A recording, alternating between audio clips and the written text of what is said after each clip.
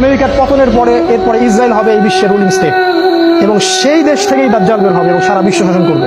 তারপর কি হবে? তারপরে এই মালহামাটা হবে যার কথা বললাম, অথবা এই মালহামার পরে ইসরায়েল হবে এই বিশ্বের রুলিং স্টেট। তারপরে এদেরকে প্রতিহত করার জন্য আল্লাহ রাব্বুল আলামিন মুসলিমদেরকে ঐক্যবদ্ধ করবেন। প্রত্যেকটা দেশ, প্রত্যেকটা গ্রাম, প্রতিটা জায়গায় যারা ইমানদার যুবক থাকবে, যুবকদের কথা এই জন্য বলছি তার কারণ তাদের হায়াত থাকবে ইনশাআল্লাহ, আল্লাহ চাইবে। ইমানদার ইমানদীপ্ত যুবকরা ঐক্যবদ্ধ হবে ইনশাআল্লাহ আগামী দিনগুলোতে। কার নেতৃত্ব হবে, কিভাবে হবে আমি জানি না, আমি এতটুকু জানি তারা হবে।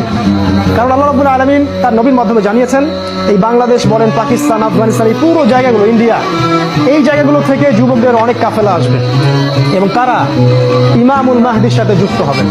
আর ইমামুল মাহদিকে আল্লাহ রাব্বুল আলামিন এই উম্মার ত্রাণকর্তা হিসেবে বের করবেন, যার হাতে মুসলিমরা বায়াত করবে এবং তিনি মুসলিমদেরকে সাথে নিয়ে এদের বিরুদ্ধে যুদ্ধ করবে। এবং এই যুদ্ধে প্রথম দিকে মুসলিমরা অনেক পরাজিত অবস্থায় থাকবে, অনেক মুসলিম মারা যাবে। আল্লাহ রাসূল বলেছেন 3 ভাগের 1 ভাগ মুসলিমই শহীদ হয়ে যাবে। আমরা দোয়া করি ওদের একজন যেন আমরা হতে পারি। 1 ভাগ মুসলিম যুদ্ধের ময়দান থেকে পালাই যাবে। নবীজি বলেছেন এদেরকে আল্লাহ কখনো মাফ করবেন না, আমরা ওদের অন্তর্ভুক্ত হতে চাই না।